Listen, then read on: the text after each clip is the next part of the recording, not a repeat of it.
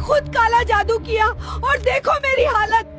कभी भी काला जादू मत करना, या अल्लाह मुझे माफ कर दे। बहू ने जैसे ही हांडी का ढक्कन खोला, उसे अंदर सब्जी की जगह अजीब सी परछाई दिखाई दी जो धीरे धीरे हिल रही थी। डर से वह चीख पड़ी और पीछे गिरकर बेहोश हो गई। कुछ देर बाद जब होश आया तो परछाई गायब थी, लेकिन घर में एक अजीब सी बदबू फैल चुकी थी। असल में यह कोई आम घटना नहीं थी। घर की सास अपनी बहू से नफरत करती थी और चाहती थी कि उसका बेटा उससे दूर हो जाए। इसी नफरत में वह एक तांत्रिक के पास गई और कुछ राख दी। कहा कि इसे बहू के खाने में मिलाओ, वह पागल हो जाएगी। सास ने वही किया, लेकिन यह भूल गई कि उसकी बहू रोज इबादत करती थी और सूरह बकरा की तिलावत करती थी। अल्लाह के कलाम की ताकत ने उस जादू को पलट दिया। शाम तक बहू बिल्कुल ठीक थी, लेकिन सास की हालत अचानक बिगड़ गई। वह अपने कमरे में बेबस होकर चीखने लगी, अपने आप को नोचने लगी और बार बार चिल्ला रही थी, हटाओ ये परछाई, मेरे गले से हटाओ। असल में वहाँ कोई परछाई नहीं थी। जो पागलपन बहू के लिए लाया गया था, वही अब सास के दिमाग में फैल चुका था। अल्लाह हमें इन सब बुरे कामों से बचाए और कमेंट में अल्लाह हू अकबर जरूर लिखना।